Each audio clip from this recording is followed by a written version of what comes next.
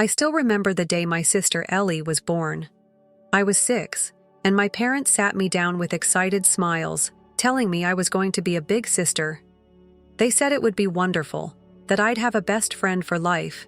What they didn't say was that from that moment, I'd start to fade into the background. I'm Mia, and growing up in the Johnson household, I quickly learned there was a clear hierarchy. At the top, Ellie. Then came my parents. And somewhere below the family dog, me. It wasn't subtle either. Every morning, Mom would whip up Ellie's favorite breakfast: 2 eggs sunny side up, toast cut into perfect triangles. Meanwhile, I got a box of cereal tossed in my direction. I remember the sting of little things piling up, like the time I needed braces. Dad grumbled about the cost for months, but when Ellie needed them 2 years later, suddenly, it wasn't a problem. In fact, they got her the fancy clear ones I'd begged for and been denied. By the time Ellie was in middle school, her birthday parties had turned into full-on productions with bounce houses and custom cakes. Mine, a supermarket cake and a couple of friends in the backyard. I overheard Mom telling her friend once, "Ellie just appreciates these things more. Mia.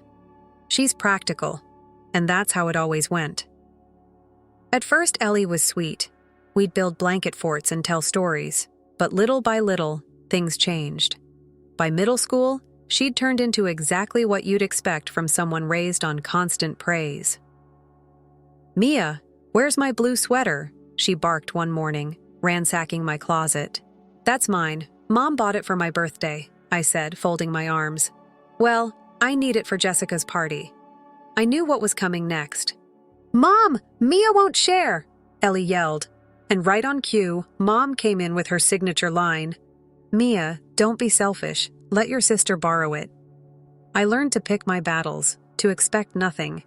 Instead, I poured myself into school. School became my escape. It was the only place where I wasn't Ellie's sister or the other Johnson kid. There, I was just Mia. The quiet girl who always had her hand up in class, who aced every test, and who teachers could count on to get things done. Meanwhile, Ellie was the star at home, the one who got standing ovations from my parents for the smallest achievements. She made it into the school play once. 2 lines. 2. And you'd think she'd won an Oscar the way Mom and Dad fussed over it. I came home with an award from a regional science fair that same week. "That's nice, honey," Mom said distractedly. "Ellie, sweetie, tell us more about your play rehearsal." That was my life in a nutshell. The worst part was watching Ellie change. She started out sweet, kind even. But by middle school, she'd become someone who expected the world to cater to her. And why wouldn't she? That's how it had always been. She'd barge into my room without knocking, demand my clothes, my notes, my time. And when I pushed back, I was the problem. "Mia, don't be difficult." "Mia, can't you be nicer to your sister?" "Mia, she looks up to you." They never saw the reality. Ellie didn't want a sister. She wanted a servant. I learned to stop fighting it. Instead, I focused on what I could control, my future. When the acceptance letter from State University came, with a full scholarship, I thought maybe, just maybe, Mom and Dad would be proud. I was wrong. Dinner that night? It was all about Ellie's latest middle school drama. "Mom, Dad," I said during a rare pause, "I got into state. Full scholarship." "That's nice, honey," Mom said. "Ellie, tell us more about your student council campaign." I should have known better. When I finally left for college, I promised myself I wouldn't come home unless I had to. Holidays, that was it. And even then, I'd count the minutes until I could leave. Every visit was the same. Ellie's achievements, mediocre as they were, took center stage. "Oh, Ellie got a B+ in math. We're so proud of her."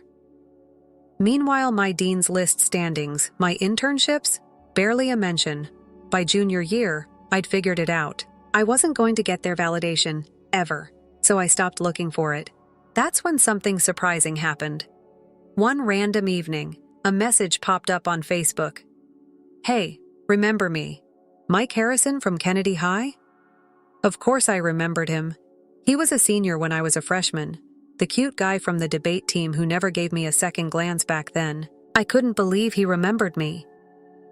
We started chatting, casual at first, then every day.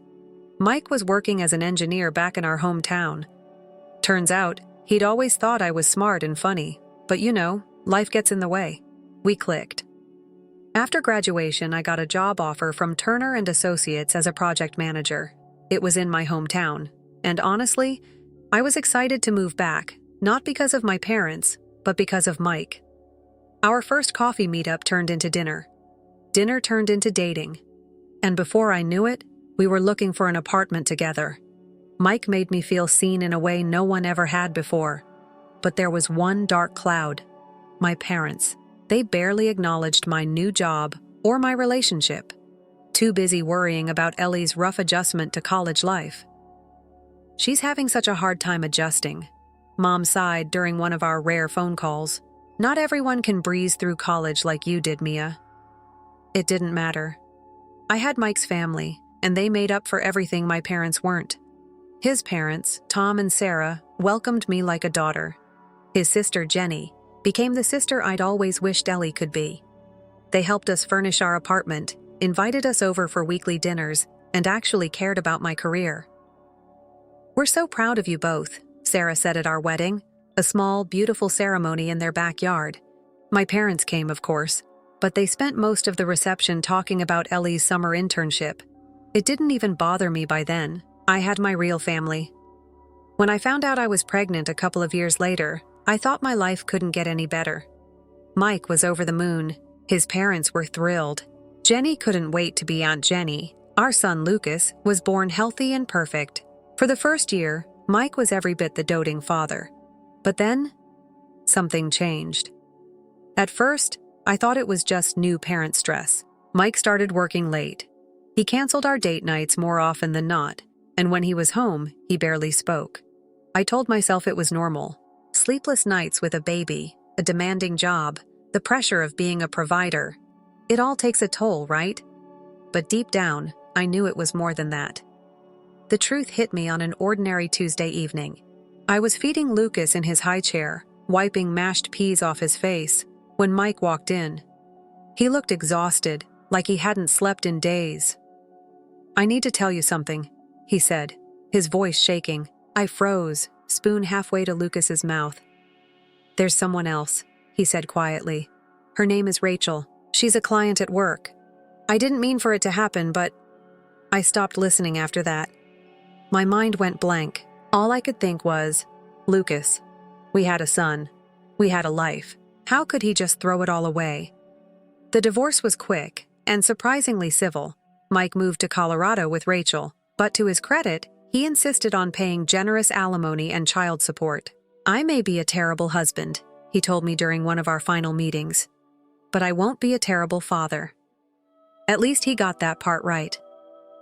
After the divorce, Mike's family became my lifeline. Tom and Sarah were devoted grandparents to Lucas. They visited weekly, brought toys, helped with childcare, whatever I needed. And Jenny? She was the sister I'd never had. Lucas loved her. He'd run to her house shouting, "Aunt Jenny!" before she even opened the door. They had a special bond. She taught him how to bake cookies, do arts and crafts, and even how to build blanket forts, just like the ones I used to make with Ellie back when things were simpler. Meanwhile, my parents? Barely a blip on the radar. I'd try to visit once in a while, hoping they'd want to build a relationship with their only grandchild. But those visits were always the same. "Paula, don't let him touch that vase," Mom would snap, barely looking up from her magazine. "Make sure he doesn't run around too much. He'll scratch the floors." Lucas would cling to my leg, sensing the cold atmosphere. Then Ellie would breeze in, and everything would shift. "There's my successful girl," Dad would beam. They'd hang on her every word, completely ignoring Lucas's attempts to show them his latest drawing. It hurt, but I learned to expect nothing from them. I poured all my energy into two things, Lucas and my career. With Jenny and her parents helping with childcare, I took on more challenging projects at work. When my boss asked who wanted to lead the Singapore account, a high-risk project no one had been able to close in 3 years, I raised my hand. "I can do it." I said firmly. And I did. 3 months of late nights, video calls across time zones, and detailed proposals later, I not only closed the deal, but expanded it. More successful projects followed. My reputation grew. The promotion to senior account director came with a corner office and a salary that made my eyes water. To Mia Johnson, my team toasted after I landed the Microsoft account. The miracle worker. The bonus from that deal was the final piece I needed. That weekend, Lucas and I went house hunting. "This one has a park nearby," the realtor said, showing us a beautiful 3-bedroom apartment. "And the school district is excellent." Lucas ran from room to room, eyes wide with excitement. "I can have my own room?" he asked. "Your own room," I confirmed. "And a special art corner for all your drawings." His face lit up. "You're the best mommy ever." That night, as I tucked him into bed, he hugged me tight and whispered, "Are we really getting a new home?" "Yes, baby," I said softly. "A new home, just for us." I thought I was finally free. But then the texts from Mom started. "Sweetie, we haven't seen you and Lucas in ages. Why don't you come over this weekend?" I nearly dropped my coffee. The same woman who'd barely acknowledged us for years now suddenly wanted a visit. Still, I thought about Lucas. He sometimes asked about his grandparents. Maybe people could change. So, I took him to their house the next weekend. When we walked in, Dad beamed. "There's my favorite grandson." Considering Lucas was their only grandson, it wasn't saying much. "Look what Grandma got you." Mom pulled out a toy truck. "And I made cookies. You do like chocolate chip, right?" Lucas, too young to remember their indifference, was delighted. I watched in disbelief as my mother got down on the floor to play with him, something I'd never seen her do before. Later, while Lucas was busy with his truck, Mom pulled me aside. "We'd love to have him over more often," she said. "Maybe some weekends? You must need a break sometimes." It felt surreal, but I decided to go with it. Maybe they really were trying to change. Over the next few months, my parents became more involved. They started asking for Lucas to stay over on weekends, and I used that time to catch up with Jenny. "You seem happier," Jenny said during one of our shopping trips. "More relaxed." "It's nice seeing them finally make an effort," I admitted, "even if I know why." The why became clear soon enough.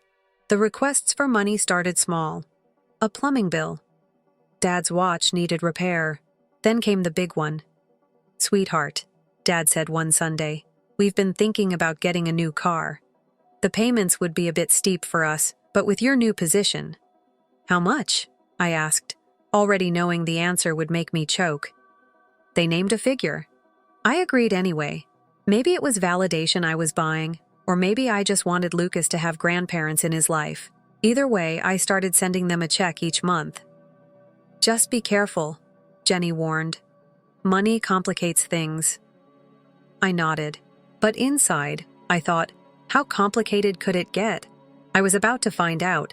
It started as a normal Tuesday. I was in the middle of a client presentation when a sharp, sudden pain made me double over in my chair. "Call an ambulance," someone said. Everything after that was a blur. At the hospital, the doctor was quick and direct. "Your appendix needs to come out. You'll need to stay for at least 2 days post-surgery." I nodded, but one thought broke through the fog of pain. Lucas.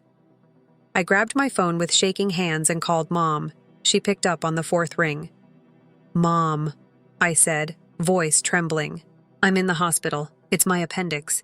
They need to operate right away. Could you please pick up Lucas from school?" There was a long pause. "Oh, honey," she finally said. "That's not possible. We're getting ready for Ellie's promotion party." I stared at my phone, thinking I'd heard her wrong.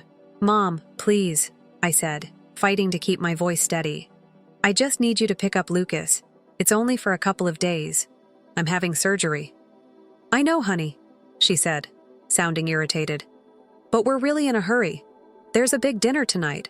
Ellie's promotion to junior executive. We've got 50 guests coming." My heart sank. You're telling me you can't pick up your grandson because you're going to a party? There was silence for a beat. Then Mom sighed dramatically. Look, Mia, Lucas is your responsibility. He's always so noisy, running around and touching things. Honestly, it's a lot to handle. A burden. She didn't say the word outright, but I heard it loud and clear. I felt something snap inside me. A burden.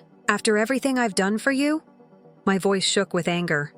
I've been paying your car loan for the past year. Every time you needed money, I helped. Mom cut me off with a laugh that sent chills down my spine. Oh, Mia, we won't be needing your handouts anymore, she said casually. Ellie's new position comes with an excellent salary. She's going to help us now. And just like that, the line went dead. I lay there in the hospital bed, the phone still pressed to my ear, tears mixing with sweat on my face. All those months of helping them. All that money, all those weekends of trying to play happy family. And this was what it came down to. The moment someone better came along, Lucas and I were back to being inconvenient afterthoughts. The nurse touched my arm gently.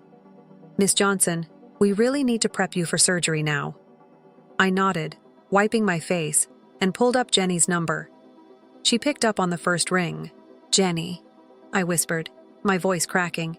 I'm in the hospital. Appendicitis. They're prepping me for surgery. Could you please pick up Lucas from school? I hate to ask, but... Stop, Jenny cut in. Text me the school details. What time does he need to be picked up? 2:30, I said, my voice trembling with relief. I'm on it. We'll have a sleepover at my place. He loves playing with Max anyway. I could hear her grabbing her keys. Thank you, I whispered, tears streaming again. Your family, Mia. I've got this. Focus on getting better. The next thing I remembered was waking up in recovery, groggy from anesthesia. My first coherent thought was Lucas. I fumbled for my phone, and there it was, a text from Jenny. Lucas is having a blast. We made pizza and built a blanket fort. Don't worry about a thing. Attached were photos of Lucas, grinning from ear to ear, a slice of pizza in one hand, and Max the dog curled up next to him. Over the next 2 days, Jenny sent more updates, Lucas helping her bake cookies, playing outside with Max, and falling asleep amid a pile of stuffed animals. Each photo made my heart squeeze with gratitude. When I was finally discharged, Jenny came to pick me up. Lucas ran to me the moment we walked into her house, stopping just short when he remembered I was ouchy. Mommy, Aunt Jenny let me help make breakfast every morning, and Max slept in my blanket fort. Jenny helped me get settled at home, stocked my fridge, and promised to check in daily. For 2 weeks, I focused on recovering while Jenny kept Lucas entertained. Every night, he would tell me stories about what he did with Aunt Jenny and Grandpa Tom and Grandma Sarah. And then, one evening, while scrolling through social media, I saw them. Dozens of photos from Ellie's promotion party. There they were. Mom, Dad, Ellie. Champagne toasts, an elaborate cake, everyone laughing and celebrating. While I was lying in a hospital bed, they were busy partying. Their grandson? Forgotten. A burden. That night, after Lucas was asleep, I sat down at my computer. First, I canceled the automatic monthly transfer to my parents' account for their car payment. Then, I blocked them on every social media platform. Looking at the framed photo on my desk, Lucas and me at the park, both laughing as Jenny's dog Max chased Bubbles, I felt something shift inside me. All these years I'd been trying to buy my parents' love. But real family picks you up from the hospital. Real family builds blanket forts with your kid. Real family shows up. 3 months passed, and life settled into a peaceful rhythm. Jenny and her parents were regular fixtures in our lives. Weekend barbecues, park visits, movie nights. Lucas thrived. Then, on a quiet Sunday afternoon, my phone rang. Mom's number flashed on the screen. I stared at it for a moment, hand hovering over the decline button. But this time, I decided to answer. Paula. Mom's voice had that sugary tone she used when she wanted something. How are you, sweetheart? I rolled my eyes. What do you want, Mom? A theatrical sigh. Well, since you asked. Your father and I are in a bit of a situation with the car payments." I couldn't help it. I laughed. "Oh? Yes, well, we thought Ellie would help us, with her new position and all. But when we asked, she refused. Can you believe it? She said she had her own expenses." I bit back another laugh, listening to her ramble on about Ellie's selfishness. "We were hoping," Mom continued, "that maybe you could start helping with the payments again, just until we figure something else out."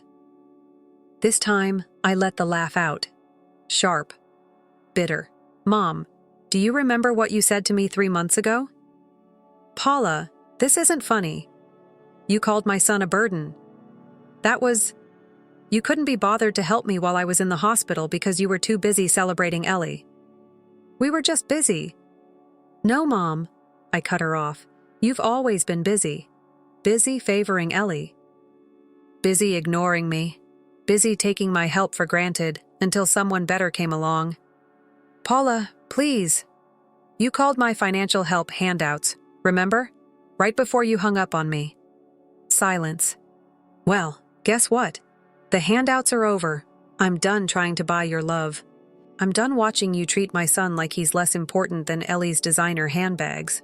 I'm just done. But the car, not my problem anymore." I hung up and blocked her number.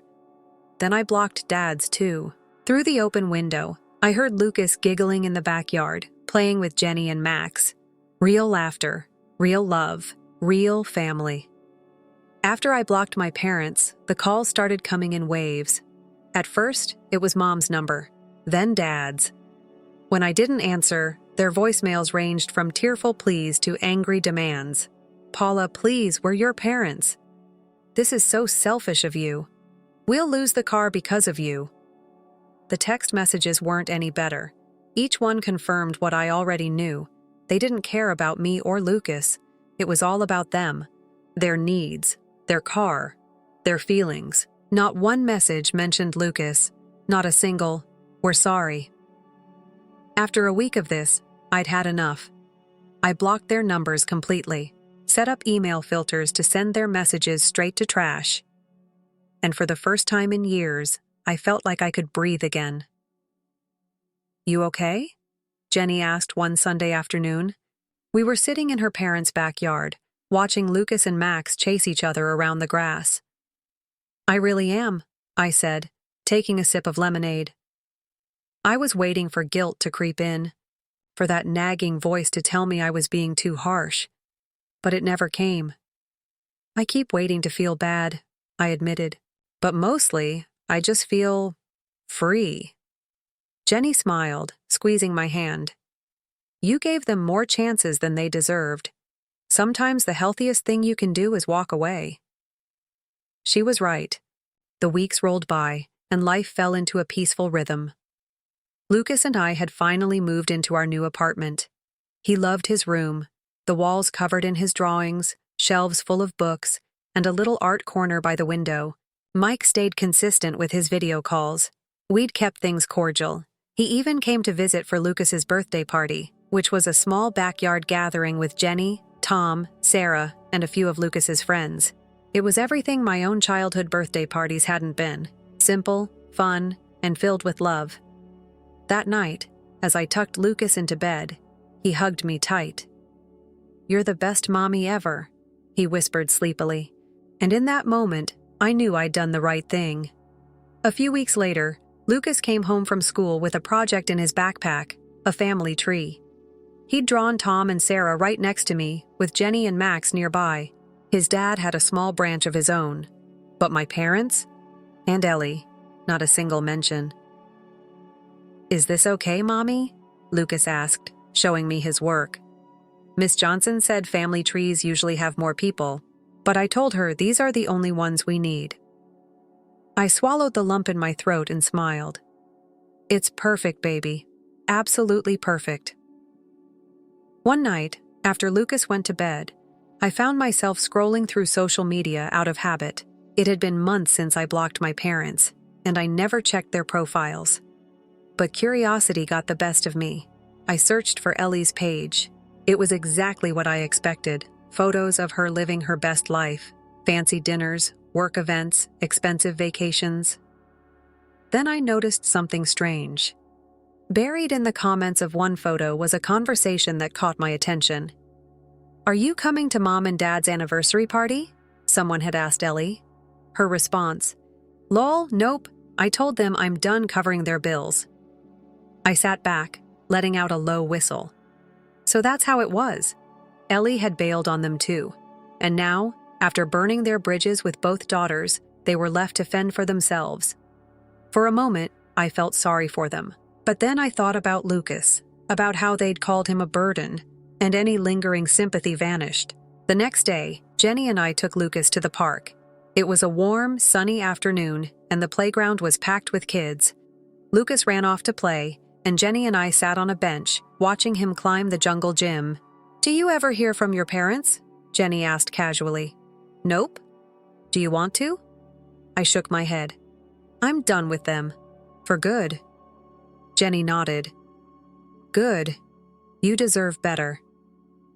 We watched in comfortable silence for a while, until Lucas ran over, breathless and grinning. "Mommy, Aunt Jenny, watch this." We both turned to see him show off his new trick on the monkey bars. "That's amazing," I called out, clapping. As he ran back to play, Jenny leaned over and nudged me. "You built a good life for him, Mia." I smiled, feeling a weight lift from my chest. "Yeah, I did." I don't know if my parents still have their car. I don't know if Ellie finally stepped up to help them. Honestly, I don't care. What I do know is this.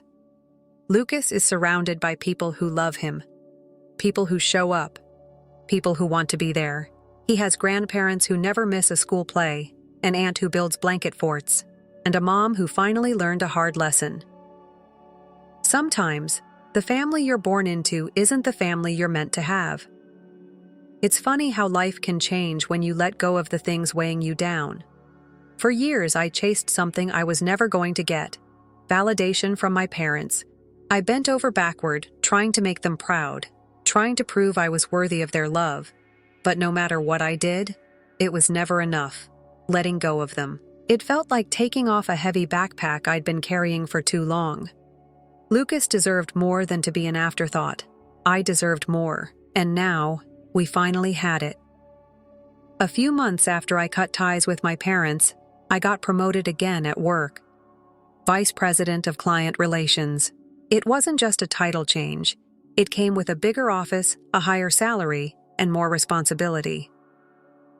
The first thing I did with my raise, I booked a family trip to Disneyland. When I told Lucas, he gasped, his little hands flying to his mouth. "Are you serious, Mommy? Really?" "Really? Aunt Jenny too?" "Of course. And Grandpa Tom and Grandma Sarah." His face lit up, and he ran to grab his favorite stuffed animal. "I'm gonna show Mickey my dragon." Jenny was just as excited when I told her. "You're spoiling us," she teased. "After everything you've done for us, you deserve it." The trip was magical. Lucas met all his favorite characters, rode every ride he was tall enough for, and fell asleep every night with a big smile on his face. One night after Lucas went to bed, Jenny and I sat on the balcony of our hotel room sipping wine. "I've been meaning to ask," she said, "do you ever regret cutting your parents out?" I thought about it for a moment. "No," I said honestly. "I think about them sometimes, but regret? No." Jenny nodded. "Good, because you're doing great without them." I smiled. "We're doing great. You've been a huge part of that." She waved me off. "Oh, stop. We're family." And that was the difference, wasn't it? Jenny didn't need a reason to help me. She didn't expect anything in return. She just showed up, because that's what family does. Back home, life settled into its new normal. Lucas was thriving at school. His teachers constantly told me how kind and creative he was. I was killing it at work. And our weekends? They were filled with barbecues at Jenny's, park visits with Tom and Sarah, and cozy movie nights at home. I'd never felt more at peace. One Sunday, as I was folding laundry, Lucas came running into the room. "Mommy, guess what?" "What's up, baby?" Aunt Jenny said we can have a sleepover at her house next weekend. Max misses me. I smiled. That sounds like fun. He hesitated, fidgeting with the hem of his shirt. Mommy? Do you think Max loves me? I knelt down to his level, brushing a curl from his forehead. Of course he does. Why do you ask? Because he's always so excited to see me. He wags his tail really fast. That's because you're one of his favorite people, Lucas grinned. I love him too. As he ran off, I sat back on my heels, feeling a warmth spread through my chest. That's what real love looks like. It wags its tail. It shows up. It makes you feel wanted, not tolerated. I don't know what my parents and Ellie are doing these days. I don't check their social media. I don't ask mutual acquaintances about them. I don't drive by their house when I'm in the neighborhood. And you know what? I'm okay with that. What matters is what I do know. I know that Lucas is happy. I know that he's surrounded by people who adore him, people who would drop everything to be there for him. I know that he's growing up in a home where love isn't a reward for good behavior. It's unconditional. Last week, Lucas brought home another school project, a scrapbook called My Family. He'd filled it with photos of us, Jenny, Tom, Sarah, and even Max. His dad had a small page of his own, with photos from their video calls and holiday visits. There wasn't a single picture of my parents or Ellie. Is it okay, Mommy? Lucas asked, showing me the scrapbook. I didn't put Grandma and Grandpa in it, or Aunt Ellie. I hugged him tight. It's perfect, baby. Absolutely perfect. Because the truth is, sometimes the family you're born into isn't the family you're meant to have. Sometimes, you have to let go of the people who should have loved you to make room for the people who actually do. It took me 32 years to learn that lesson, but looking at Lucas, surrounded by real, unconditional love, it was worth the wait. Story 2. I was eager to meet my boyfriend Beckett's family once I made the decision to wed him. I was eager to leave a positive impression and had great expectations for our future together. We went to his family's house that day. Though anxious, I had hope. But things didn't work out the way I had hoped. All of his relatives turned me away when I got there. Don't ever get in touch with us again, they said, making it obvious they didn't want anything to do with me. Your voice is not what we want to hear. I was unable to comprehend the reason behind their reaction. Maybe it has to do with their upbringing. They are always complimented on their appearance. Specifically, my sister-in-law and mother-in-law were aloof and envious. They appeared to despise those who have something that they did not. Unfortunately, I ended up being the object of their jealousy and animosity. Without giving it any consideration, my brother-in-law and father-in-law also rejected me. Although it was a horrible experience, I persisted. I was eventually able to exact delicious vengeance on them a few months ago, but in a way that brought me contentment and serenity. I'm Freya, and I'm currently 25 years old. Together with my spouse, our gorgeous child, and my loving parents, I have a contented and serene life now. However, we must go back 3 years to when I was 22 in order to comprehend how I got here. It all started when my then-boyfriend Beckett asked me to marry him. Because we both enjoyed watching movies, Beckett and I became closer while working for the same firm. On our days off, we frequently went to the movies together. Beckett was a quiet, kind person. Because he was nice, avoided confrontations, and was always prepared to overlook the errors of others, he was well liked by everyone at work. When Beckett asked me out, I was overjoyed since I had been eyeing him since I started working for the firm. Whenever I was having a bad day or made a mistake at work, I eagerly anticipated going to work simply to see him. Sometimes Beckett would listen to me and console me by chatting to me all night. I eventually came to the conclusion that I wanted to spend the rest of my life with this individual. One day, Beckett hoped to launch his own company, and I wanted to be there to help him along the way. I was ecstatic when Beckett asked me to marry him. I said yes right away. I'm excited about our shared future. We went to my parents' house the weekend following Beckett's proposal to tell them the news. Beckett and my dad had a great relationship. My parents were ecstatic about our engagement, and he even became close to my father over alcohol. They granted their approval right away, and I was quite happy to have met someone that blended in with my family like Beckett. It was time to meet Beckett's family the next weekend. I wasn't sure what to anticipate because he hadn't talked about them much. I assumed Beckett didn't have a close relationship with his parents because he lived alone. Beckett assured me not to worry when he casually mentioned the possibility that his family could be a little strange the night before our visit. Despite my curiosity, I chose to ignore it. We got together the next morning and went to his family's house. I was anxious the entire way there, and I was taken aback to see a huge mansion-style home with a large garden when we got there. I was even more worried because it was obvious that Beckett had come from a very rich family. However, Beckett assured me that everything would be well with his typical serene and comforting grin. The first person to meet us at the door was his mother. She greeted me kindly and with kindness at first. She wore nice clothes, had gorgeous hair, and flawless makeup. Waiting were Beckett's father, brother, sister, and kids. Everyone smiled as they greeted me, and I began to unwind during supper. When we declared our engagement, his family appeared pleased. Even his mother and sister-in-law expressed their excitement over the addition of such a lovely daughter to their family. During our conversation, I discovered that Beckett's father had a prosperous business, which his brother was slated to eventually take over. The family's ladies were stay-at-home spouses who had elegant lifestyles full of pastimes like dancing and flower arranging. I was first struck by how kind they all appeared to be.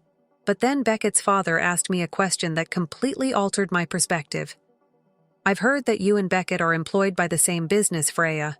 Do you work there as a contract employee?" I clarified that, like Beckett, I was employed as a normal employee upon my graduation from college. It seemed like a straightforward response to me, but the mood changed. After that, Beckett's family, particularly his mother and sister-in-law, showed a marked lack of interest in me. They were trying to find an excuse to condemn me, although I was unaware of this at the time.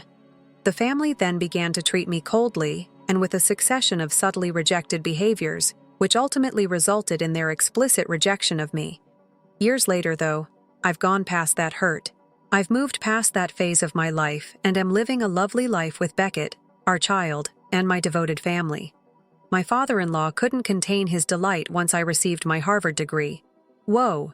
Did you attend Harvard? That's incredible. You must have a lot of talent. That someone like you is marrying into our family makes me very proud," he remarked. "Freya is amazing," Beckett remarked, grinning next to me. "She is intelligent, quick-witted, and diligent. Being married to her is such a blessing." I was a little embarrassed to hear all the compliments, but I had put a lot of effort into getting to where I was. My ambition had been to attend a prestigious university such as Harvard. I had put in a lot of study time in high school, sometimes skipping sleep in order to meet my objectives. Despite their limited financial resources, my parents put a lot of effort into helping me go through college, and I wanted to make sure I returned the favor by succeeding. I wanted to be successful for my parents, who had given me everything they had, as well as for myself. The nice environment suddenly became tight, as I realized that my mother-in-law and sister-in-law had become silent during the ongoing heated chat with Beckett and my father-in-law.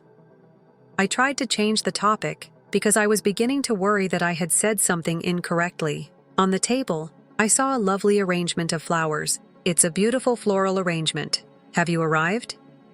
In an attempt to give my mother-in-law a compliment, I inquired, but she gave me a surprising and icy reaction. "Is a housewife's time-wasting hobby really important to someone who works for a prestigious company?" I was surprised by her tone and didn't know why she sounded so angry. She had been grinning just a few minutes before. Before I could respond, my sister-in-law spoke out. Her tone became sarcastic. "Given your advanced education, Freya, you likely believe that all of us uneducated housewives are capable of discussing our flowers." I was taken aback. That was not at all what I had meant. A knot started to grow in my throat, and I was unsure of how to react. Beckett intervened immediately, attempting to protect me. "Hey, that's not fair. Freya isn't the kind to belittle others. Stop it, you two." His remarks provided me some comfort, but I still felt apprehensive. I couldn't bring myself to apologize, primarily because I hadn't done anything wrong, so I kept my head down, thinking the talk would go on. Looking around the room, I observed that my father-in-law, who had been drinking since lunchtime, had fallen asleep on the sofa, snoring loudly. My brother-in-law, appearing bored, was browsing through his phone, yawning. The mood seemed thick and awkward, and I was happy when Beckett said maybe it's time to tie things up on the way back to the station. Beckett apologized. I apologize for today. My mom and sister have a lot of pride, especially when it comes to schooling. The fact that they merely completed high school makes them sensitive. After that, he gave me additional details about his family. After graduating from high school, his mother worked at a flower store, and his father instantly fell in love with her. Just to see her, he would come to the business every day. After a while, they began dating and were married. Because of my mother-in-law's extraordinary beauty, people would come to the flower shop just to view her. My father-in-law still seemed to comply with all of her requests. The same was true for my sister-in-law. At a reunion in their early 20s, she reconnected with my brother-in-law, a classmate from high school. Her beauty captivated him so much that he pursued her assiduously until they began dating and finally were married. My brother-in-law appeared to follow his wife's wishes, much like my father-in-law did. Why my sister-in-law and mother-in-law felt so uneasy around me was beyond me. They were stunning women with devoted spouses who were obviously in awe of them. Even though I was well-educated, I never thought I was superior to them. Still, I felt uneasy because of the tension from that day. I began to question if marriage would work out. Both families had blessed us, despite my concerns. In the hopes that things might improve with time, we proceeded with the wedding plans. "Don't worry, Freya. I'll always be by your side," Beckett assured me. His remarks kept me optimistic. We then prepared for our wedding throughout the course of the following 6 months. I believed that everything was going well and that we were at last prepared for the big day. However, everything changed the day before the wedding. The phone rang for Beckett. His mother was the one. As soon as I heard Beckett's side of the discussion, I realized something was off. "What? Why? We cannot just alter it." "Hold on! Hold on!" he said. The call, however, stopped abruptly. I questioned him about it, and astonishment had turned Beckett's face white. "My parents," they said. "They will not be attending tomorrow's wedding." It seemed unbelievable to me. "What are you saying? Are they not coming?" As I attempted to make sense of the situation, my thoughts raced. Beckett claims that his parents chose not to attend the wedding because they had forgotten they had made travel plans for the same day. I was in full awe. How could they overlook the wedding of their own son? How could they simply decide to take a vacation instead? For the next hour, we called both his brother and his parents, but nobody picked up. We even drove to their house, but the lights were off and no one was there. I couldn't help but remember that tense moment from our first visit as we stood in front of their empty house. Do you suppose her sister and mother were angry with me, Beckett, that day? After our talk, I sensed that the atmosphere had changed. "Beckett's side?" I asked. "As I already mentioned, my mother, sister, and Freya are quite proud. Sometimes, intelligent women may be obstinate. Perhaps they have a heavy heart and are harboring a grudge." I came to the realization that Beckett's family might never embrace me completely, no matter how hard I tried.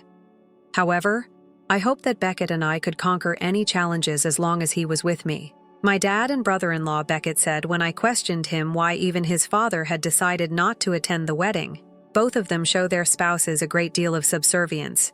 To keep my mother and sister from becoming upset, they most likely took their side." I was at a loss for words when Beckett stated this with a resigned expression.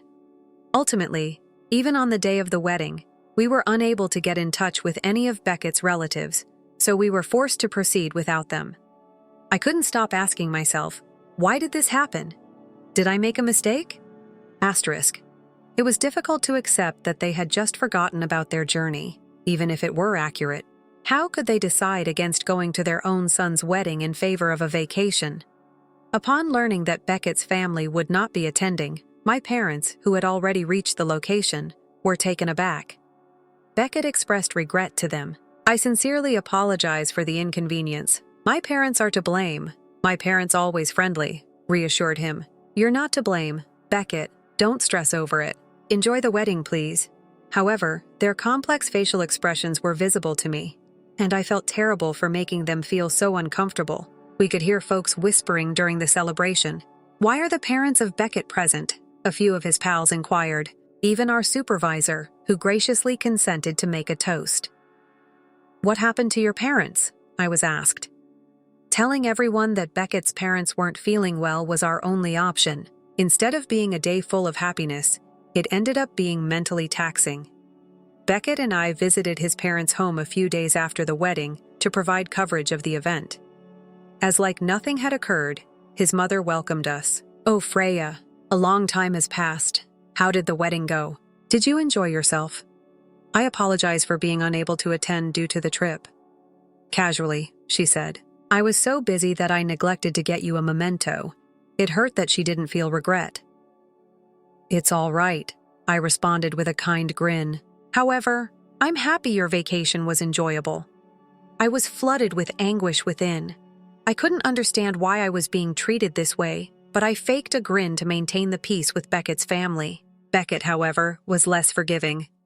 "It's undesirable to cancel the day before a wedding, especially when all the relatives were away. Is that even typical?" Clearly agitated, he replied, "You should have stated from the start that you didn't want to attend." Then, out of nowhere, Beckett's sister-in-law spoke up. "I would have attended if Freya wasn't the bride," she remarked bitterly. "What?" I was taken aback. My mind began racing as I tried to interpret what she had said. My mother-in-law then added, "Don't just blame us," as if to support her. I wanted to see my adorable son's once-in-a-lifetime experience, but it was spoiled by Freya. "I want an apology since I'm also a victim." Beckett intervened because I was too surprised to reply. "What are you discussing?" He defended me by saying that Freya had done nothing wrong. At that point, Beckett's father, who had been mute throughout, suddenly opened his mouth. "Enough. You have no right to come here and whine during our day off. Did you come for that? Leave now," he shouted at us. Anger flooded his voice. I felt a strong ache in my foot while I was putting on my shoes at the entryway after we were evicted from the residence. Aw. A caterpillar was crawling inside my shoe as I raised my foot. I was so horrified that I shook the caterpillar off as I hurried outside wearing only one shoe. Behind me, I could hear my sister-in-law and mother-in-law giggling. "Are you all right?" they inquired, but their smirks betrayed their animosity. "I'm desperate to get out. I'm sorry. I apologize for the inconvenience, and I'll depart now." However, my mother-in-law stopped me right before I left the house. "Please don't interfere with us, Freya," she added icily, "with the exception of weddings and funerals," and then slammed the door in my face. I stood there, utterly confused. What had I done incorrectly? Getting along with Beckett's family on the trip home was all I ever wanted. Beckett apologized repeatedly. "You no longer need to coerce yourself into interacting with my family." He seemed crushed as he continued, "I'm really sorry." I woke up the following morning with severe body itching. When I hurried to the mirror after jumping out of bed, I discovered that my entire body was covered in hives and had swelled up bright red. The itching was excruciating. I went directly to the dermatologist after calling in ill to work. The culprit turned out to be the caterpillar that had been in my shoe. I experienced an adverse response. It stings, and the severe itching kept me up for the following 2 weeks.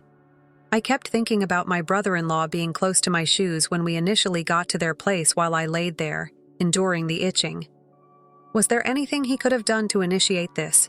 I was terrified by the idea, but I had no evidence. I was not sure why, but it was a sad revelation that Beckett's family had gone out of their way to make me feel unwanted. However, one thing was evident. I couldn't keep pressuring folks who didn't want me around into a relationship. I would have thought the caterpillar in my shoe was simply a weird accident when I've been to Beckett's house before. However, by then, I had lost all faith in his family. Beckett was sent to the hospital a month after the event because of ongoing stomach problems. I was so concerned that I had him take a day off and visit the hospital after he had been moaning about it for a week. The doctor suspected a stomach ulcer after testing, and they chose to admit him for more testing. I had to get the confidence to call Beckett's family, even though I knew I was not allowed to do so unless it was for a wedding or funeral. The telephone rung and I dialed his parents. I felt queasy, and my hands trembled. My nervousness increased as soon as I heard my mother-in-law's voice. "Hi, this is Freya." I was anxious when I started. "I apologize for the lack of communication, but Beckett has been admitted to the hospital. I wanted to let you know that the doctors believe it might be a stomach ulcer." She gave a disdainful and icy reaction. "Isn't a stomach ulcer the result of overworking him? Don't phone me over such unimportant things, please. I'm occupied." I was taken aback. Trivial issue. Her lack of concern for her own son's health astounded me. "Are you completely indifferent to Beckett?" My voice trembled as I asked. She yelled, "I don't want to hear your voice." "I will clarify this. You are not someone I want anything to do with. If I have any concerns about Beckett, I'll give him a call." My brother-in-law abruptly took over the phone. "You're too tenacious." "Recognize the room." He hung up suddenly as the connection died, saying, "I don't know if it's in the hospital or not, but it's annoying for you to keep contacting us." Something snapped within of me. Despite the fact that their kid was in the hospital, I was shocked by how callous they were in rejecting me once more. Even in this case, my mother-in-law had made it quite plain that I was not to get in touch with them. I was finished. No matter what, I would never get in touch with them again if they didn't want me in their lives. Fortunately, Beckett was not very ill. He healed swiftly with medicine when the physicians determined that the condition was a minor stomach ulcer after a few days of therapy. After I told Beckett everything, he remarked, "Let's stop involving my family in our lives." And she seemed determined. "Right now, Freya, you are the only person I care about. They are no longer my family if they are unable to accept you, even if our blood ties us together." After a year, Beckett realized his lifelong ambition of launching his own software sales company. I was really proud of him since he had been putting a lot of effort into achieving this goal even before we were married. Even though it was still early, I was so delighted to see him realize even a tiny portion of his goal. When we brought a healthy newborn boy into the world, a year after Beckett started his business, our joy increased. Being grandparents made my parents very happy, in spite of the 2-hour drive between our residences. They came to see us often, and every day was happy. We kept the birth a secret from Beckett's parents. It didn't matter since we assumed they wouldn't care. It wasn't until the COVID-19 outbreak started to spread over the world a few months later that we heard from Beckett's family. People were advised to stay at home during the declared state of emergency. I couldn't help but worry how Beckett's father's package tour company was doing after seeing how severely the tourism sector was impacted on the news. However, I then reminded myself that I had no control over it.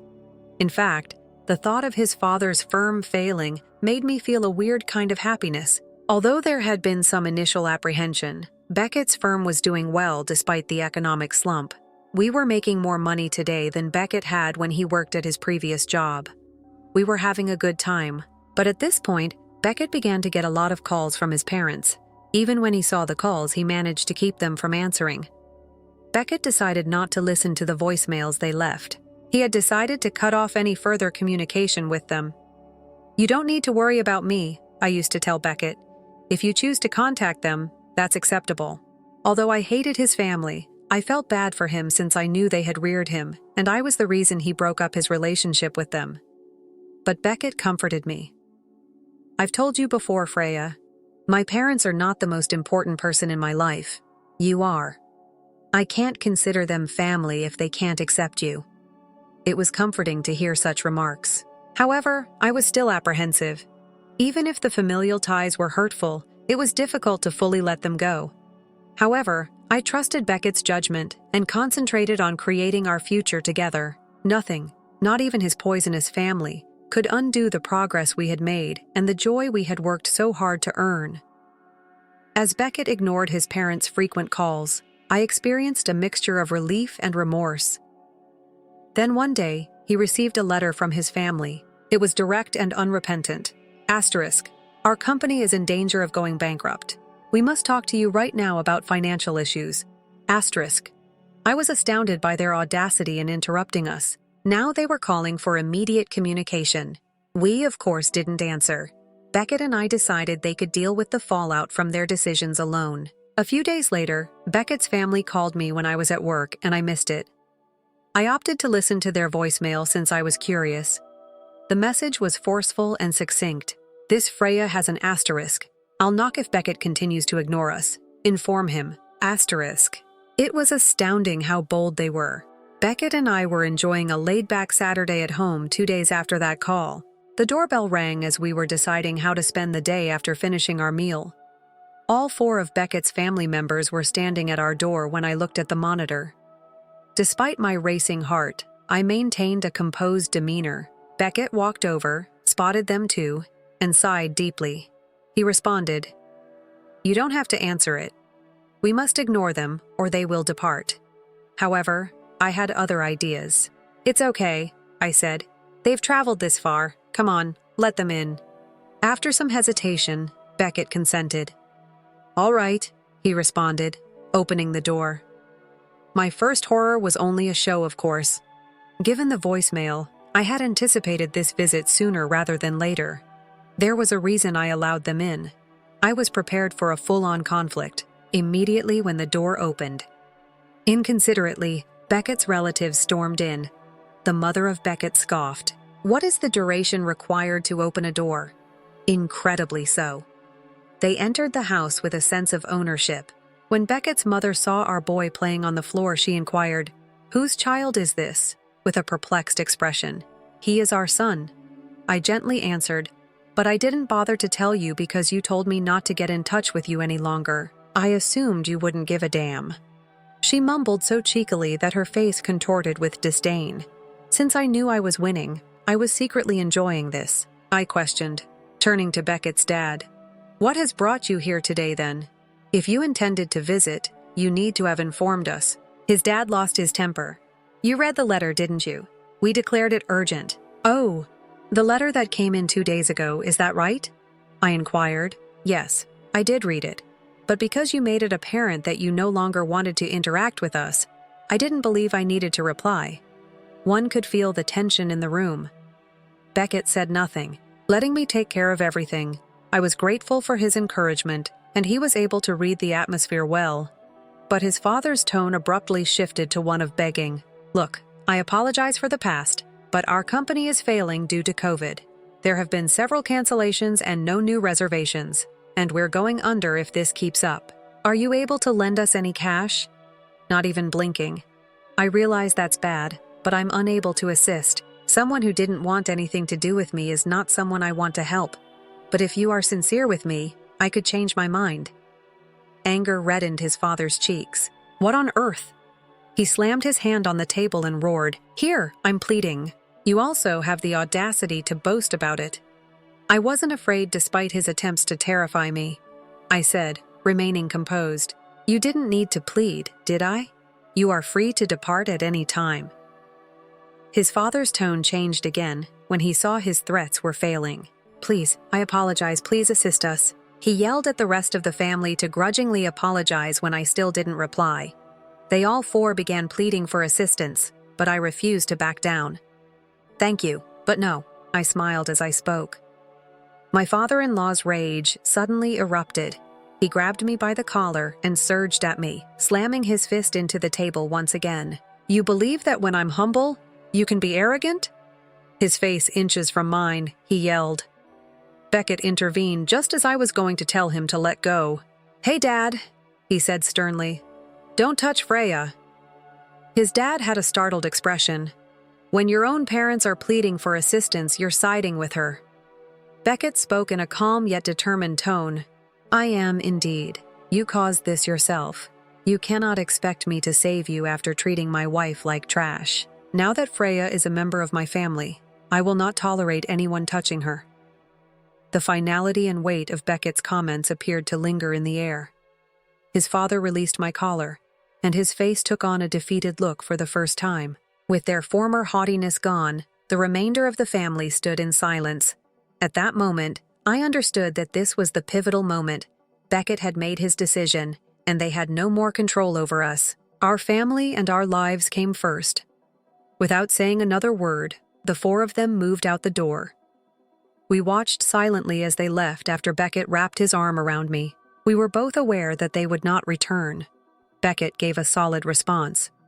Right now, Freya is the most significant individual in my life. Even if they are my parents, I can't care about them if they treat her badly. Furthermore, I don't need any flimsy excuses made for financial gain. Simply go if you are unable to offer Freya a true apology. My father-in-law appeared to lose his temper over it. He yelled as he hit Beckett in the face. "Do you speak that way to your parents?" Beckett stumbled backwards. Before I could even respond, blood began to trickle from his mouth.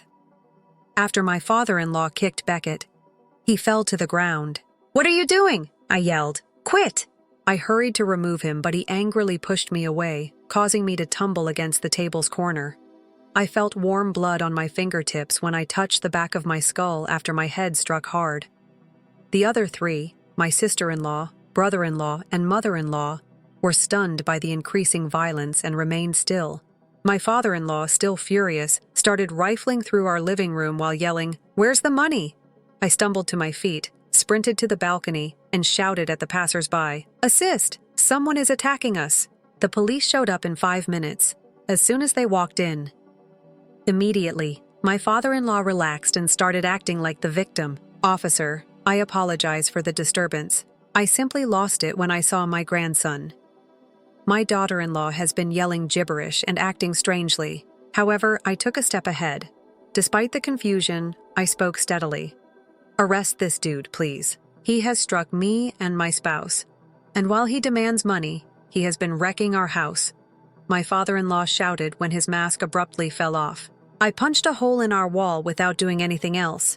He was immediately arrested by the police without hesitation. My mother-in-law, brother-in-law, sister-in-law, and the rest of the family were also hauled in for interrogation. My father-in-law was thereafter detained for a while. Thankfully, Beckett's face only sustained a little cut and bruise, which went away fast. In contrast, my injuries was more serious. I had 10 stitches to close the incision on the back of my skull. I was happy that Beckett's family had finally ceased their incessant requests for money, but I also felt bad that they had been harmed by my attempt to provoke a fight with them. They appeared to be regretting what they had done. As I had expected, I later found out more about what had made them act so coldly toward me. When my sister-in-law and mother-in-law first met me, they both started to feel envious of me. My brother-in-law and father-in-law had been coerced into mistreating me. My brother-in-law was probably encouraging my sister-in-law out of resentment, which turned out to be the caterpillar in my shoe. I came to see the dangers of jealousy. It has the power to coerce individuals into performing unimaginable things. My in-laws, predictably, had no means of financial recovery. Their house was confiscated, and their business went bankrupt. They currently reside in a modest, low-cost apartment. Both my mother-in-law and father-in-law are getting close to 68 years old, and they have had trouble finding new employment. My brother-in-law never took his job seriously and would spend his days at the casino. Now that I'm almost 48, I have no genuine talents. He works part-time at a convenience shop and is having financial difficulties. My sister-in-law, who has always been a stay-at-home mom, is likewise having difficulty maintaining a job. She is unable to maintain a part-time work for very long because of her self-centered nature, which causes her to gripe about every job she accepts. She's currently pent up at home, apparently unwilling to move on after that tumultuous event. Being the only kid, Beckett suggested that we move in with my parents once my father retired. As they grew older, he worried about their health. It has been one of the finest decisions we have ever made to move in together. Since I've gone back to work and my parents look after our baby throughout the day, I can now peacefully juggle parenting and my profession. I am completely devoted to Beckett, my devoted husband, my encouraging parents, and our cherished kid. There is so much joy in life with them, and I am reminded daily not to take it for granted. I've come to genuinely value the warmth and affection I currently have as a result of all the hardships and difficulties we've encountered. I've always desired this life, and I'm really thankful for it.